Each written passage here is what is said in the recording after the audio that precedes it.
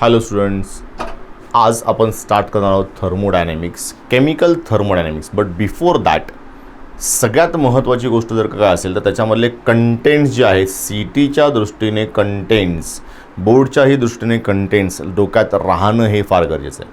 मग आता for example जर आपण कंटेंट्स पाहायचे ठरवले तर कंटेंट्स पाहण्यासाठी फर्स्ट आपण त्याच्या सुरुवातीच्या पार्टला, सुरुवातीचा पार्ट म्हणजे कोणतं, केमिकल थर्मोडायनॅमिक्समध्ये कोणत्या कोणत्या गोष्टींवर आपल्याला विचार करावा लागेल. सो थर्मोडायनॅमिक्स,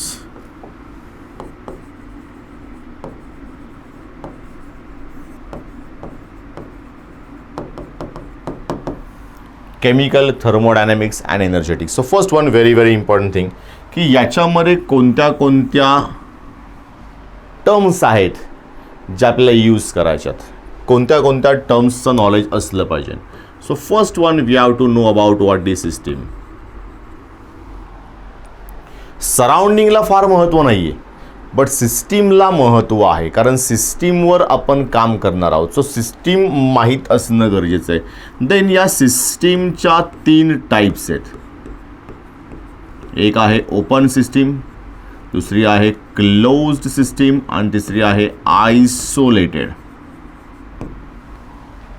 ओके, सो या 3 सिस्टीम ज्या आहेत त्या माहिती असल्या पाहिजेत. याच्यामध्ये कशावर डिपेंडंट त्यांचं रिप्रेझेंटेशन केलं आहे. So that depends upon what the mass and energy.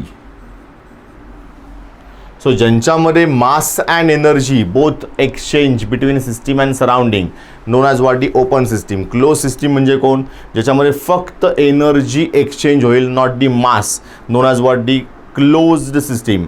And third one isolated म्हणजे कोण, ज्याच्यामध्ये ना मास ना एनर्जी दोन्हीपैकी कोणीच एक्सचेंज होणार नाही, याला म्हणायचं काय आयसोलेटेड. मग यांचे खूप सारे एक्झाम्पल्स आहेत, तर तुम्ही तुमच्या लेवलवर एक्झाम्पल्स पाहून घ्यायचे आहेत. देन नेक्स्ट वन, सिस्टीमच्या पुढे आल्यानंतर दुसरा महत्त्वाचा कंटेंट जो आहे तो आहे टाइप्स ऑफ सिस्टीम. ओके, तर हा झाला टाइप्स ऑफ सिस्टीमचा एक पार्ट. दुसरा जो आहे तो टाइप्स ऑफ अ सिस्टीममध्ये जर का गेलो आपण तर टाइप्स ऑफ सिस्टीममध्ये आपण त्यांच्या थोड्याशा प्रॉपर्टीजवर एक्सप्लेन करतो, म्हणून त्यालाच आपण प्रॉपर्टीज ऑफ अ सिस्टीम असंही म्हणतो. So types of a system जर का मी प्रॉपर्टीजवर मेन्शन केल्या तर याच्या इथे प्रॉपर्टीज ऑफ अ सिस्टीम असं त्यांनी नाव दिलेलं आहे. So it is what the properties of a system.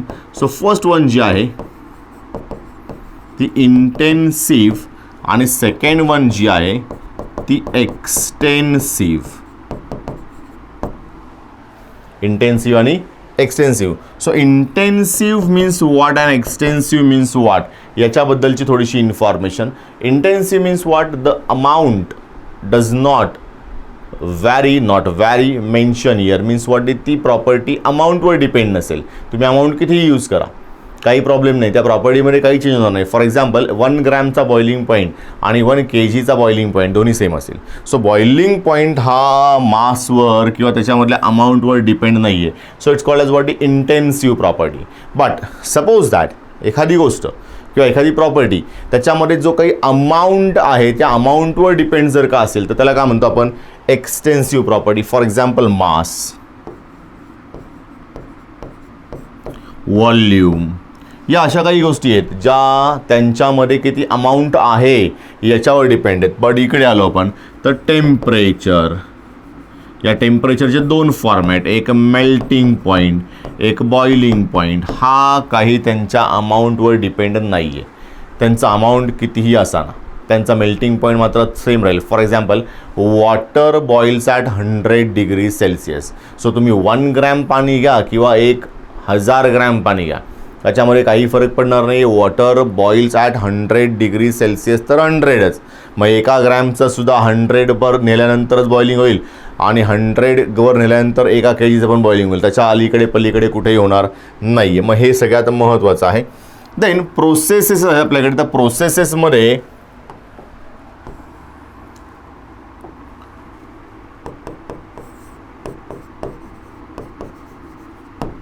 6 process महत्त्वाच्या आहेत. First one isothermal, second one isobaric, third one isochoric,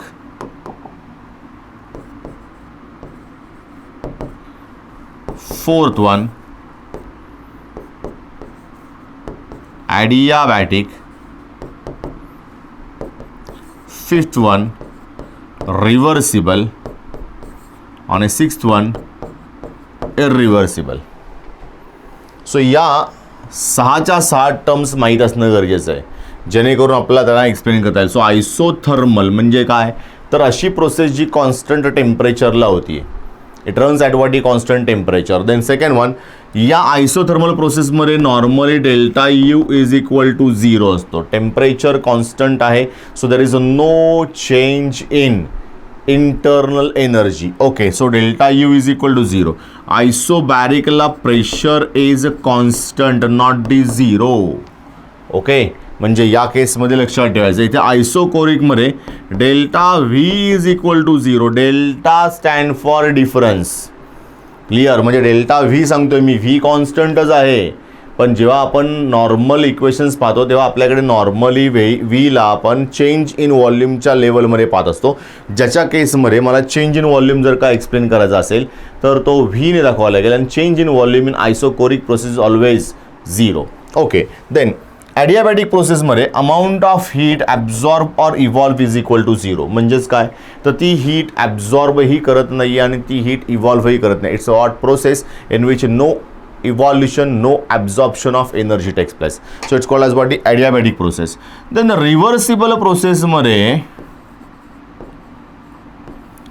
forward and backward या दोन प्रोसेस ज्या आहेत, या दोन प्रोसेससाठी जो काही फोर्स लागणार आहे याला म्हणतो आपण ड्रायव्हिंग फोर्स आणि याला म्हणतो आपण अपोजिंग फोर्स.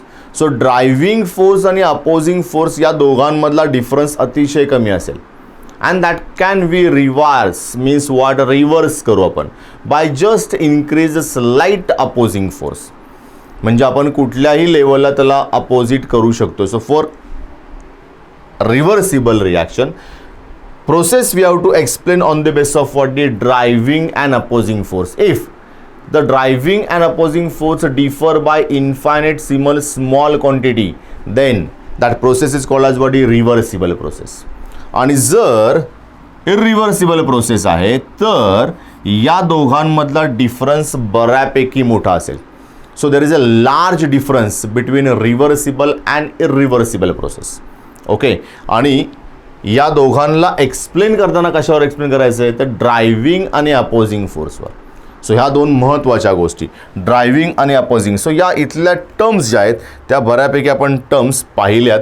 आपण पुन्हा एकदा त्या नॉर्मल बोर्डच्या टेक्स्टबुकमध्ये काय काय सांगितलेलं आहे त्याच्यावर आपण फोकस करूयात. म्हणजे काय होईल, तुमचा तिकडचा आणि इकडचा कंटेंट ऑलमोस्ट काय होईल, सेम होईल, जेणेकरून तुम्हाला फारसं काही प्रॉब्लेम्स येणार नाहीत. फॉर एक्झाम्पल इथे आपण केमिकल थर्मोडायनॅमिक्स एक डायग्रॅम दाखवला आहे. या डायग्रॅममध्ये या इथे आतमध्ये एक सिस्टीम आहे, बाकीचं याला सोडून जेवढं काय आहे that out surrounding. So system means what, ज्यांना माहीत नसेल तर कदाचित पुन्हा एकदा सांगावं लागेल की system means what, it's anything which under observation. म्हणजे हा युनिवर्सचाच पार्ट आहे, पण ज्याच्यावर आपण काय करतो, ऑब्झर्वेशन करतो, त्याला म्हणायचं सिस्टीम. आणि त्याच्या व्यतिरिक्त जे काही शिल्लक आहे ते all non as what is surrounding. मग इथे त्यांनी दाखवलं की सराउंडिंग आणि सिस्टीम म्हणजे कोण. देन टाईप्स ऑफ सिस्टीममध्ये या तिन्ही प्रोसेस किंवा या तिन्ही ज्या काही डायग्रॅम्स आहेत त्या आपण बऱ्याच वेळेस पाहिलेल्या आहेत. पण पुन्हा एकदा आपण काय करूयात, त्यांच्याकडे नीट पाहूयात. फॉर एक्झाम्पल ही एका चहाला आपण कपमध्ये ओतलं आहे आणि त्याच्यामधनं मॅटर ॲज वेल ॲज एनर्जी दोन्ही बाहेर होत आहे. मग अशा टाईपच्या सिस्टीमला काय म्हणतो आपण, ओपन सिस्टीम. क्लिअर, म्हणजे ज्याच्यामध्ये मास ॲज वेल ॲज एनर्जी काय होते, एक्सचेंज होऊ शकते सराउंडिंग बरोबर. त्यानंतर त्याच कपवर बशी जर का ठेवली असेल उलटी तर ती झाली काय, क्लोज सिस्टीम, ज्याच्यामधनं मॅटर ॲज वेल ॲज एनर्जीमधला फक्त एनर्जीच एक्सचेंज होऊ शकते, मॅटर एक्सचेंज होऊ शकत नाही आहे. आणि जर का यालाच मी इन्सुलेटरमध्ये ठेवलं तर इन्सुलेटिंग कवरिंग हे असं आहे की जे ना अलो करेल मासला ना एनर्जीला, म्हणजे आता दोन्हीही बाहेर जात नाही आहे, दोन्हीही आतमध्ये येऊ शकत नाही आहे. मग याला म्हणायचं काय, इन्सुलेटर.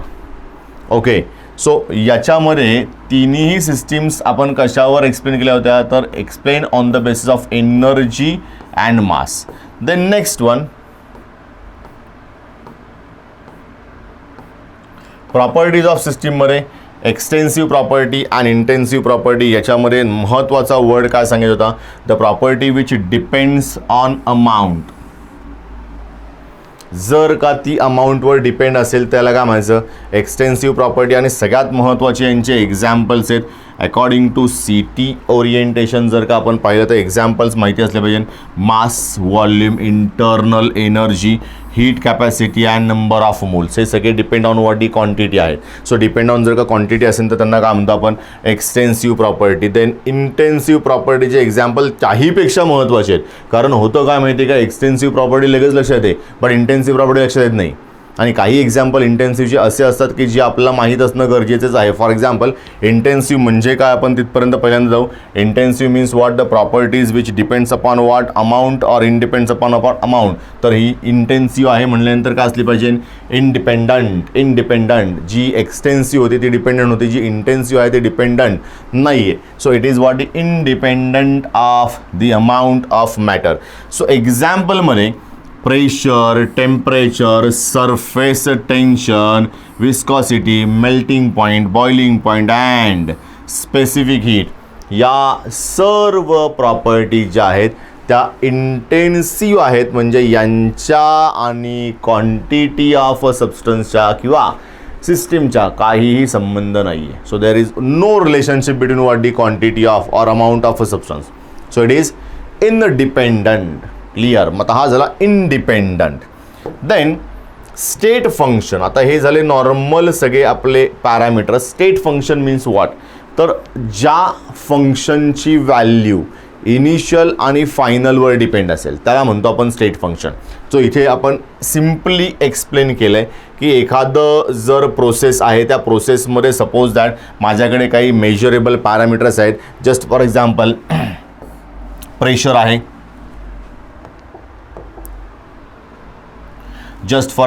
प्रेशर आहे, व्हॉल्यूम आहे, त्यानंतर टेम्परेचर आहे आणि हे सगळं जे आहे ते त्या स्टेट ऑफ सिस्टीमला परफेक्टली एक्सप्लेन करतं आहे. तर अशा प्रॉपर्टीज ज्या त्या स्टेटला परफेक्टली एक्सप्लेन करतील त्याला म्हणायचं स्टेट्स ऑफ व्हेरिएबल किंवा त्याला आपण सेट ऑफ स्टेट व्हेरिएबल म्हणतो. आणि हे सगळे जे आहेत ते त्याचे काय आहेत, state functions. State function means what, which completely explain the system. For example, इथे दिलंय बघा, या initial states of the system is fully defined by specifying the values of these properties. Means what, मला एखादी सिस्टीम कम्प्लिटली एक्सप्लेन करायची असेल तर त्यासाठी काहीतरी पॅरामीटर्स हवे असतील. फॉर एक्झाम्पल हा पेन आहे, हा पेन किती वजनाचा आहे हे त्याचं झालं एक महत्त्वाचं पॅरामीटर. सेम इकडे एखादी सिस्टीम माझ्याकडे आहे तर त्याचं काही पॅरामीटर जे आहेत जे त्याला कम्प्लिटली एक्सप्लेन करतील त्याला काय म्हणतो आपण, स्टेट फंक्शन. ओके, मग तर इथे शेवटला properties defining state of systems are called as what, state functions. Okay, मग हा झाला आपला स्टेट फंक्शनचा महत्त्वाचा पार्ट. आता इथे स्टेट फंक्शन नेमकं डिपेंड कोणावर असतं, तर depend on what, initial and final states of a system. So इथे एखादी प्रोसेस जर का चालू असेल, जस्ट फॉर एक्झाम्पल हा आपल्याकडे दोन स्टेटमधला स्टेट आहे. First one we have initial state in which a system we explain by using what the P, V, T and N. P, V, T and N means what, pressure, volume, temperature and N stand for number of moles. Similarly, some changes takes place in that parameter and new system we obtain in which pressure P2, volume V2, temperature T2 and N means number of moles Nच आहेत, ते बदललेले नाही आहेत. मग change झाल्यानंतर या स्टेटला explain करायला या पॅरामीटरची गरज आहे, या स्टेटला एक्सप्लेन करायला या पॅरामीटरची गरज आहे. So it's called as what is change in state.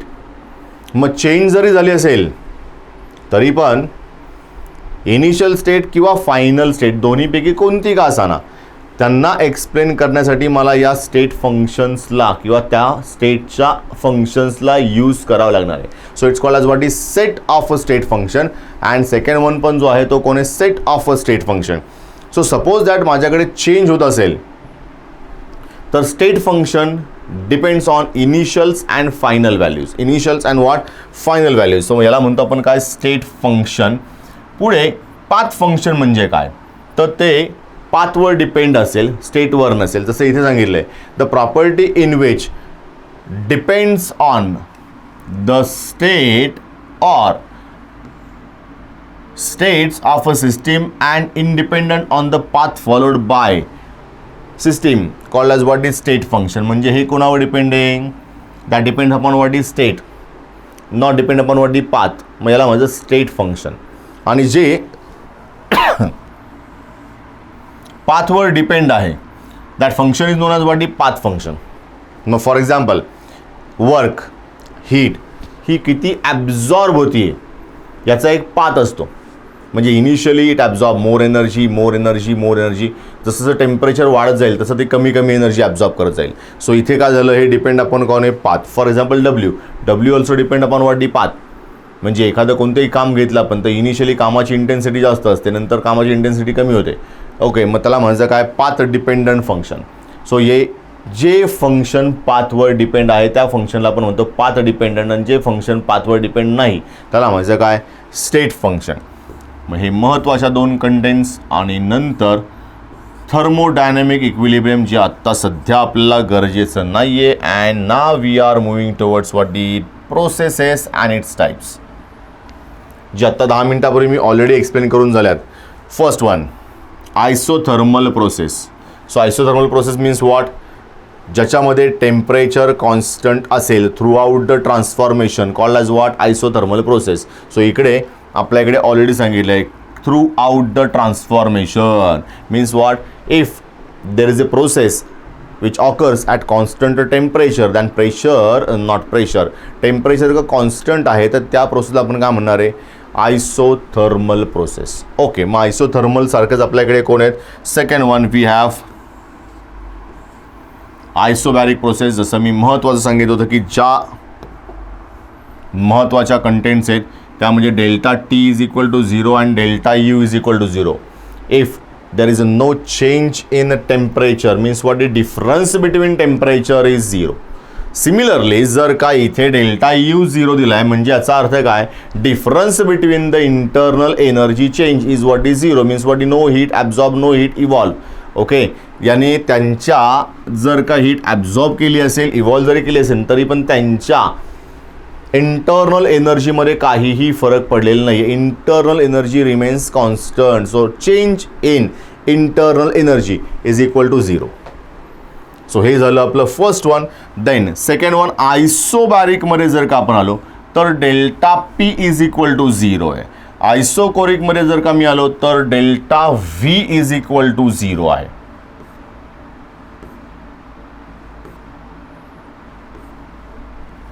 Delta V is equal to 0. ॲडियाबॅटिकमध्ये आलो then Q, amount of energy absorb or evolve is equal to 0. Then next one, reversible and irreversible process. So रिव्हर्सिबलमध्ये काय असतं, P किंवा force acting जे आहेत त्यांच्यावर आपण एक्सप्लेन करतो. सो सिस्टीममध्ये आपल्याकडे ड्रायव्हिंग फोर्स अँड अपोजिंग फोर्समधला डिफरन्स अतिशय लहान असेल. Then next one, irreversible process आपल्याकडे आपण स्वतः तयार करायची आहे. रिव्हर्सिबलमधले काही महत्त्वाचे कंटेंट्स आहेत त्यांच्याकडे आपण जरा चेक करूयात की कोणते कोणते कंटेंट्स आपल्याला लक्षात ठेवायचे आहेत. फर्स्ट वन, जो 10 मिनिटापूर्वी सांगितलं मी की ड्रायव्हिंग फोर्स आणि अपोजिंग फोर्स यांच्यामधला डिफरन्स अतिशय कमी असेल. So driving force and opposing force differ by infinitesimal small amount. म्हणजे दोघांमधला फरक हा खूप छोटा आहे. Then second one, the process can be reversed by infinitesimal change in condition. म्हणजे मी छोट्यासा जरी चेंज केला तरी लगेच काय होईल, प्रोसेस जी आहे ती रिव्हर्स होईल. म्हणजे अपोजिंग फोर्स वाढवला तो प्रोसेस उलटी आली. ड्रायव्हिंग फोर्स वाढवला, प्रोसेस परत पुन्हा पुढे गेली. म्हणजे या दोघांमध्ये काय आहे, डिफरन्स जो आहे तो अतिशय कमी आहे. कमी असेल तर ती प्रोसेस जी आहे त्याला आपण म्हणणार reversible process. Then next one, जर पुढची कंडिशन पाहिजे झाली तर या स्टेप ज्या आहेत त्या खूप छोट्या छोट्या स्टेप्समध्ये होईल. So reversible process proceeds infinitesimally slowly, अतिशय स्लोली होईल. आणि त्याच्यामध्ये काय येईल, इन्फायनेट नंबर ऑफ स्टेप्स असतील, infinite number of steps. And then next one, शेवटला प्रत्येक स्टेपच्या एंडला याच्यामध्ये काय येईल, मेकॅनिकल इक्विलिब्रियम येईल. ओके, सो 4 डिफरंट स्टेप्स ज्या आहेत त्या लक्षात राहिल्या पाहिजे about what is reversible. First one मी सांगितलं होतं की ड्रायव्हिंग अँड अपोजिंगमध्ये अतिशय छोटासा डिफरन्स आहे. सेकंड वन आपण सांगितलं की याच्यामध्ये लार्ज नंबर ऑफ स्टेप्स येतील. Clear, large number of steps येईल. थर्ड वन आपण सांगितलं की प्रत्येक स्टेपच्या एंडला काय असेल, मेकॅनिकल इक्विलिब्रियम असेल. आणि एक महत्त्वाची स्टेप आपण सांगितली तशी की मला प्रोसेस कधीसुद्धा रिव्हर्स करता येईल. सुरुवात फॉरवर्डची बॅकवर्डची, फॉरवर्डची बॅकवर्डची, कधीही आपल्याला चेंज करता येईल. सो याला म्हणतो आपण काय, रिव्हर्सिबल प्रोसेस. आणि रिव्हर्सिबल प्रोसेसमध्येच आपल्याला काय मिळणार आहे, वर्क मिळणार आहे. मॅक्सिमम वर्क असेल ते. छोटंसं वर्क म्हणजे कोण, इरिव्हर्सिबलमधलं वर्क. आणि मॅक्सिमम म्हणजे कोण, रिव्हर्सिबल. मग लक्षात काय ठेवायचं आपल्याला, ज्या प्रोसेसमध्ये मॅक्सिमम अपोजिशन आहे तिकडे जास्तीत जास्त म्हणजे कोण, मॅक्सिमम एनर्जी द्यावी लागेल आणि तेव्हा वर्क होईल. So work done maximum in reversible process and minimum in irreversible process. म्हणजे जी एकाच डायरेक्शनने जाते त्याच्यामध्ये काय असेल, मिनिमम असेल. आणि जी दोन्ही डायरेक्शनने चालू असते रिॲक्शन त्याच्यामध्ये मॅक्सिमम एनर्जी असेल. ओके, म्हणजे मॅक्सिमम वर्क होईल त्या ठिकाणी. सो नेक्स्ट वन, आता मला हीट आणि वर्क याच्याबद्दल जर का पाहायचं आहे तर हे दोन्ही एनर्जीचेच फॉर्मॅट आहेत. कोणाचे आहेत, एनर्जीचे. So heat and work both are the forms of energy.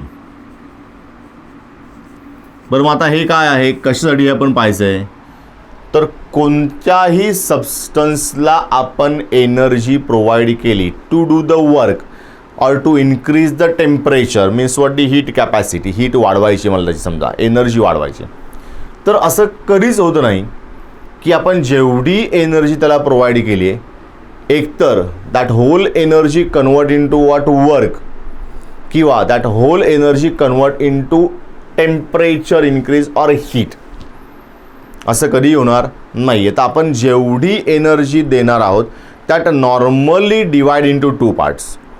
First one, त्याच्यामधली बरीचशी एनर्जी आपण कुठे यूज करू, वर्क करण्यासाठी. पण काही एनर्जी जी आहे ना त्याने त्याचं टेम्परेचर वाढेल, काही एनर्जी लॉस पण होईल. बरोबर आहे. सेकंड वन, जेवढी एनर्जी आपण फॉर एक्झाम्पल हीट इन्क्रीज करायला म्हणजे टेम्परेचर इन्क्रीज करायला वापरतोय, सगळीची सगळी एनर्जी त्याला इन्क्रीज करायलाच यूज होईल असंही नाही. त्याच्यामध्ये काहीतरी थोड्याफार प्रमाणाने काय होईल, वर्क होईल. आणि काही एनर्जी अशीच लॉस्ट होईल. म्हणजे जेवढी एनर्जी आपण प्रोव्हाइड करतोय, we cannot convert all energy into work और all energy into what, heat. म्हणजे हा जो आहे तो सगळ्यात महत्त्वाचा क्रायटेरिया. आणि म्हणून आपल्याला या नेचर ऑफ हीट आणि वर्ककडे जायचं आहे. So first one, suppose that nature of वर्ककडे गेलो then in 8th, 9th, 10th standard we know that W is equal to force into displacement. So if W is equal to force into displacement, force means what, and W is equal to force plus displacement जर का असेल तर या इथे force आणि D stand for W not W displacement हे आपण explain करणार आहोत. But we require actually what is some other factor. कारण आपल्याकडे थर्मोडायनॅमिक्समध्ये आपण काय करणार आहोत, normally in thermodynamics we have a type of work in which pressure and volume involve. काय इन्व्हॉल्व आहे, प्रेशर आणि व्हॉल्यूम. कारण आपल्याकडचे काही गॅसेस जे आहेत ते एक्सपांड होतील किंवा कॉम्प्रेस होतील. सो एक्सपान्शन आणि कॉम्प्रेशनमध्ये महत्त्वाची गोष्ट म्हणजे काय होतं, एक तर प्रेशर वाढतो किंवा कमी होतो आणि व्हॉल्यूम त्याच्याबरोबर अपोजिट होईल. म्हणजे प्रेशर वाढला तो वॉल्यूम कमी होईल. And suppose that pressure decreases then volume increases. So in that case system expand or system compress. So compression आणि एक्सपान्शनमध्ये काय होईल, वर्क होईल. So we have PV type of work. Means what the pressure and volume type of work. For example suppose that मला जर का एखाद्या गॅसला expand करायचा, हा आपला गॅस आहे, याला एक्सपांड केलं म्हणजे यांनी काय केलं, त्या दुसऱ्याला ढकललं, त्याच्या बाजूला जी काही सराउंडिंग होती त्याला काय केलं, ढकललं. म्हणजेच काय झालं, देर is a work done on surrounding. पण जर का सराउंडिंगची पॉवर जास्त असेल तर तो काय करेल, याला कॉम्प्रेस करेल. म्हणजेच काय झालं, इथे work done on system by surrounding. म्हणजे या दोघांमध्ये फरक आहे की हा जो गॅस मॉलिक्यूल आहे हा जर का एक्सपांड झाला तर याने काय केलं, वर्क डन ऑन सराउंडिंग केलं. पण याला जर का कॉम्प्रेस व्हावं लागलं म्हणजे याचा अर्थ काय, सराउंडिंगची पॉवर जास्त आहे. सो हा झाला कॉम्प्रेशन. आणि कॉम्प्रेशनच्या केसमध्ये काय होतं, work done on system. Okay, so इथे आपण या दोन्हीही केसमध्ये जो काही कॉन्ट्रॅक्शन अँड एक्सपान्शन होणार आहे it's against the external opposing pressure. म्हणजेच कोण, तर जो काही सरफेस आपण ठेवला आहे त्या सरफेसच्या बाहेर जे काही आहे ते म्हणजे आपलं सराउंडिंग आहे. आणि सराउंडिंग जो काही क्रिएट करेल, प्रेशर असो किंवा ते एक फोर्स असो, तो आपल्याला अपोज करतोय. ओके, मग आता पुढे आलो आपण. So may be realize that a product of pressure and volume is equal to work. मग आता आपण काय करूयात की वर्क आणि प्रोडक्ट ऑफ प्रेशर अँड व्हॉल्यूमवाला वर्क जे आहे त्याला सेम कसं करता येईल त्याच्याकडे जरा चेक करू. So P V is equal to काय असेल, तर पी म्हणजे कोण, फोर्स अपॉन एरिया, कारण तो प्रेशर आहे. Pressure is equal to force upon area. आणि व्ही असाच ठेवला आपण. व्ही म्हणजे कोण आहे, व्ही म्हणजे ॲक्च्युली डायमेन्शन क्यूब आहे. आणि व्हॉल्यूम जसा आपण काढला तसा एरिया जर का चेक केला तर area means what, dimension square. म्हणजे इकडचा एक डी शिल्लक राहील, हा डी आणि इंटू एफ जर का केला तर एफ इंटू डी म्हणजे कोण असतो, आपला डब्ल्यू. म्हणजेच कोण, P V type of work and W into not W F into D type of work. हे दोन्ही ऑलमोस्ट काय आहेत, सेमच आहेत. म्हणजे हे झालं माझं काम.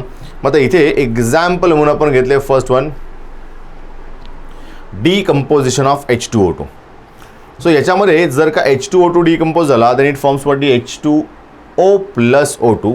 मग इथे O2 जर का बाहेर तयार होतोय, गॅस तयार होतोय, तर गॅस काय करेल, it create pressure on what the piston. आणि हा पिस्टन का होईल, बाहेर ढकलला जाईल. आणि हा पिस्टन बाहेर ढकलला गेल्यानंतर याच्यावरचं वजन जे आहे ते उचललं गेलं. म्हणजे इथे वजन उचलला काय झालं, एनर्जी खर्च झाली. So it's what the expansion of H2O2 into H2O and O2. So हे झालं एक्सपान्शन. एक्सपान्शन झाल्यानंतर काय झालं, तर वर गेला आणि सिस्टीमची एनर्जी कमी झाली. सो एक्सपान्शनमध्ये जे वेट उचलावं लागले, so system loses energy to the surrounding और it perform work on surrounding. कारण त्यांनी एनर्जी लूज केली आणि ती एनर्जी कुठे गेली, सराउंडिंगला गेली. कारण मला सराउंडिंगचं वजन काय करायचं होतं, उचलायचं होतं. Okay, so system lose energy and it goes to what, surrounding. पण हे जर का मी उलटी रिॲक्शन पाहिली,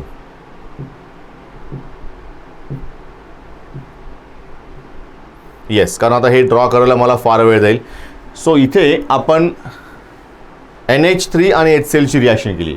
both exist in gaseous state. यांची रिॲक्शन झाल्यानंतर some solid NH4Cl we obtain and it is because of what the weight present on what the piston. So when weight create force on piston, both gas going to be compressed, and after compression few NH3 molecule react with HCl and forms what the NH4Cl in solid state. So कॉम्प्रेशनचा result काय झाला, त्याच्यामध्ये solid तयार झालं. म्हणजे आता या केसमध्ये काय झालं, here work done on system by surrounding. Work done on system, कारण सिस्टीम कॉम्प्रेस झाली आहे, बाहेरचा प्रेशर जास्त आहे. मग बाहेरचा प्रेशर जास्त येऊन सिस्टीम कॉम्प्रेस झाली आणि इथे प्रेशर काय झाला, कमी झाला. मग प्रेशर कमी झाला आणि खाली फायनली कोण झालं, तर NH4Cl सॉलिड. म्हणजे इथे काय झालं, compression. So compression means what, it's a work done on system by surrounding. Work done on system by surrounding. So here surrounding done work on system. म्हणजे हे झालं आपलं काय, महत्त्वाचं रिलेशन ज्याच्यामध्ये आपल्याला पाहायचं होतं की एक्झॅक्ट होतं आहे काय. Then sign conventions.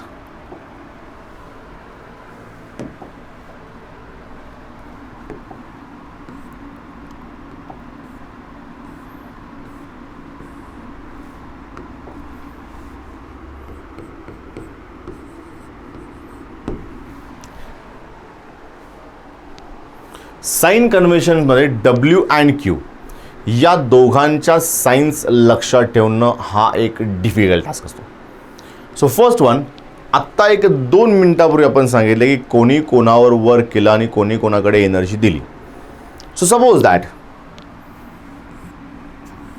हा आपला सिस्टीमचा पार्ट आहे आणि उरलेला जो आहे तो सराउंडिंगचा आहे.